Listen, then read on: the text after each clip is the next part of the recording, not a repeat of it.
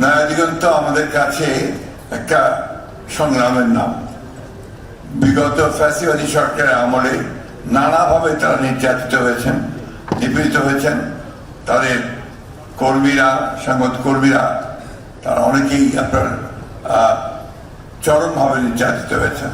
তারপরে অত্যন্ত ধৈর্যের সঙ্গে, সতর্কতার সঙ্গে, অত্যন্ত বিচক্ষণতার সঙ্গে তারা এই পত্রিকাটাকে চালিয়ে গেছেন শত প্রতিবন্ধকতা সত্ত্বেও।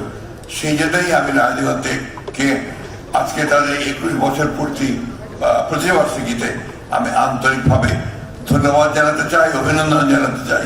তারা অনেকভাবে এই দেশের মানুষের যে চাহিদা, এই দেশের মানুষের চায় একটা স্বাধীন বাংলাদেশ, সত্যিকার অর্থে একটা অন্যান্য যে কোনো শক্তির নিয়ন্ত্রণের বাইরে যে বাংলাদেশ চায়, সেই বাংলাদেশকে একটা নির্মাণ করার জন্য তারা তাদের অনেক যথেষ্ট কাজ করেছেন।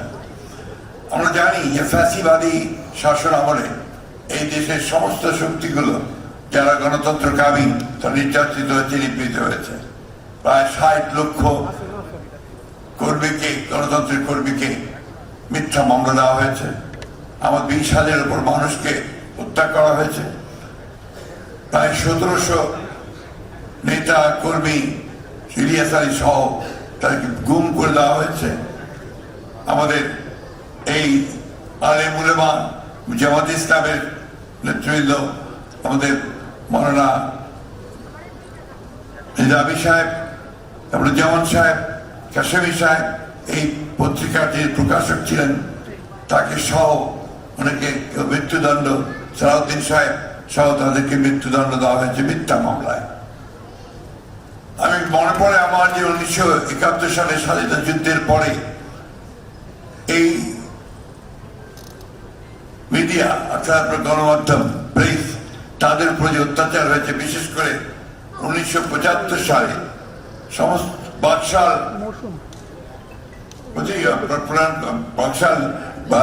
প্রতিষ্ঠিত করবার পরে এই সমস্ত সংবাদ মাধ্যমগুলোকে বন্ধ করে দেওয়া হয়েছিল।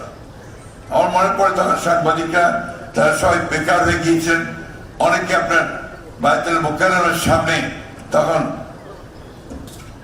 হকারের কাজ করেছেন। We remember those days. কোনো পত্রিকা ছিল না।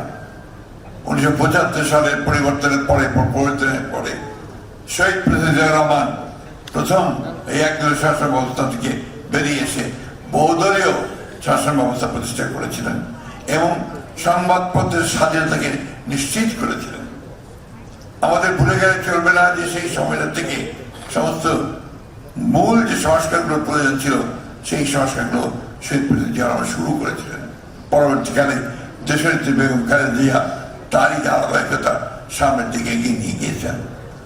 আজকে আমরা এই 2024-এর যে 5ই আগস্টের যে অভ্যুত্থান, ছাত্রতার এবং জনতার যে গণ অভ্যুত্থান, সেই অভ্যুত্থানের মধ্য দিয়ে একটা নতুন সুযোগ সৃষ্টি হয়েছে একটা গণতান্ত্রিক রাষ্ট্র প্রতিষ্ঠা করবার। আমি আমার দলের পক্ষ থেকে আমরা সেই সশস্ত্র শ্রদ্ধা জানাই সেই সমস্ত শহীদদের যারা 2024-এর এই প্রাণ বিসর্জন দিয়েছেন স্বাধীনতার জন্য, গণতন্ত্রের জন্য। আজকে এই সময়টা নির্বাচন ঘোষণা হয়েছে 26-এর ফেব্রুয়ারি মাসের মধ্যে নির্বাচন হবে। আমরা আশা করছি এর মধ্যে সংস্কার যে সমস্ত সবাই রাজনৈতিক দলগুলো একমত হয়েছে, সনদ স্বাক্ষর করেছেন এবং আশা করি আমরা যে এই বিষয়গুলো নিষ্পত্তি হয়ে গেছে ইতিমধ্যে, সঠিক সময়ে নির্বাচন অনুষ্ঠিত হবে। কিন্তু আমরা মনে করি একটি এই সকলের কাছে গ্রহণযোগ্য নির্বাচনের মধ্য দিয়েই আমরা কিন্তু একটা গণতান্ত্রিক ব্যবস্থাতে ফিরে যাওয়ার সুযোগ পাব।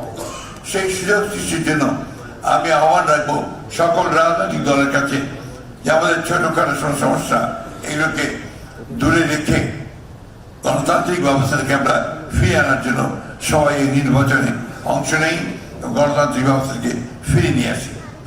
আমি সব শেষে নয়াদিগন্তকে আন্তরিকভাবে ধন্যবাদ এবং কৃতজ্ঞতা জানাতে চাই যে তারা সত্যিকার অর্থেই একটি বস্তুনিষ্ঠ সংবাদ পরিবেশন করে চলেছেন এবং গণতন্ত্রকে প্রতিষ্ঠা করবার জন্য তারা কাজ করেছেন।